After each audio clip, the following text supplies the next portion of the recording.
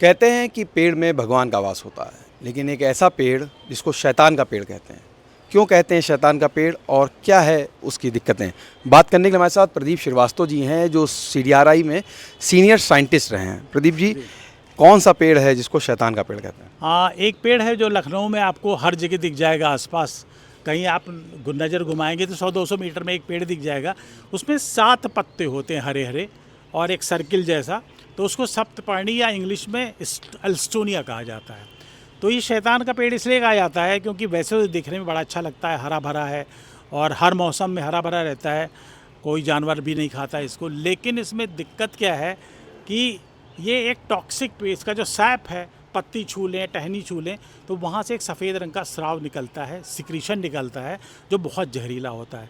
इसकी वजह से क्या होता है कि कोई भी कीड़ा इसको अगर टच में आ जाए तो मर जाएगा। इस वजह से कोई चिड़िया इस पर घोंसला नहीं बनाती है, कोई चिड़िया रहती है।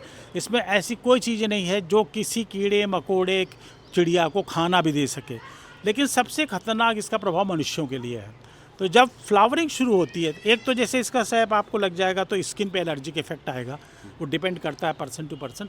लेकिन जब फ्लावरिंग होती है इस पेड़ में, उस समय क्या होता है कि एक तो स्मेल बहुत पंजेंट यानी बहुत तीखी होती है, तो कई लोगों को तो स्मेल अच्छी नहीं लगती है।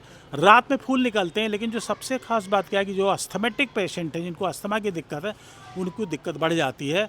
जो नॉर्मल लोग भी हैं उनको एक दिक्कत आती है जिसका वो सोल्यूशन समझ ही नहीं पाते, मतलब दिक्कत समझ ही नहीं पाते कि वजह क्या है। वो होती है उनको अचानक सूखी खांसी शुरू हो जाती है, ड्राई कफ। अब वो खांसते खांसते परेशान हो जाते हैं, समझ में नहीं आता कि दिक्कत क्या है। कफ सिरप लेते हैं, ये वो लेते हैं, कुछ नहीं काम करता। जैसे ये फ्लावरिंग सीजन ख़त्म होता है वो नॉर्मल हो जाते हैं। मैं आपके सामने खड़ा हूँ, एक उदाहरण, मैं जो कहानी बता रहा हूँ मेरी अपनी ही कहानी है, क्योंकि मेरे घर के सामने 2 बड़े सप्तपर्णी के पेड़ लगे हैं, तो इसलिए इसको डेविल्स ट्री कहा गया। और अब इसको जहाँ तक मुझे पता है शासन की तरफ से या जो भी विकास प्राधिकरण है कहीं भी, वो अब इसको नहीं लगा रहे हैं, उन्होंने लगाना बंद कर दिया है। और हमारे जैसे लोग जो जागरूकता फैलाते हैं वो इस कोशिश में लगे हैं कि उनको बताएं कि ये नुकसान ज़्यादा है, इसका फ़ायदा सिर्फ इतना नहीं है कि हरा रहता है हमेशा, वो थोड़ा सा शेड देता है बस। तो सर, क्या ये जो पेड़ है इसके बारे में लोगों को जागरूकता है, जानकारी है? क्योंकि इसका नुकसान आप जैसा बता रहे हैं बहुत ज़्यादा है, तो किस अभी तरीके? अगर कहा जाए तो जानकारी बहुत कम है।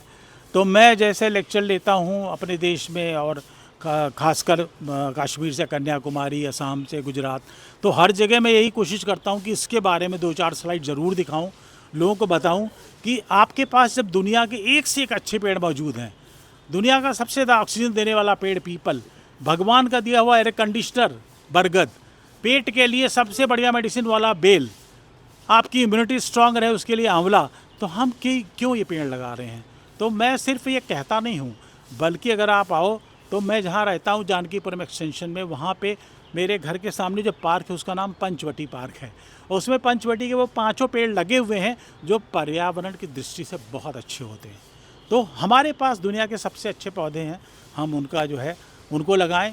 और उनकी जब कमी नहीं है तो हमें क्या ज़रूरत है एल्स्टोनिया लगाने की? भगवान की दया से भारत में बहुत सारे अच्छे पेड़ मौजूद हैं।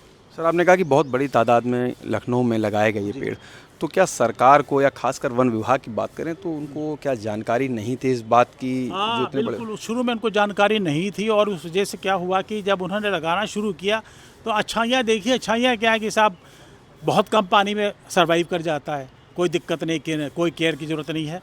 उसके बाद क्या है, हरा भरा रहता है हमेशा। तीसरा, इसमें कोई फल नहीं लगते कि ईंटें पत्थर बच्चे चलाए, तो उन्होंने सोचा इससे बढ़िया क्या है। लेकिन धीरे धीरे बाद में पता लगा कि नहीं, इसके जो खतरनाक इफेक्ट हैं वो बहुत ज़्यादा है। अब आप सोचो दिल्ली में जहाँ पेड़ लगे होंगे, जहाँ पर एयर क्वालिटी इंडेक्स इतना ज़्यादा है, 60 होना चाहिए, 400, 500, 900 तक चला जाता है, वहाँ ये पेड़ कितना खतरनाक हो सकता है लोगों के, खास करके उनके लिए जो ऑलरेडी इतना ज़्यादा एयर पोल्यूशन झेल रहे हैं।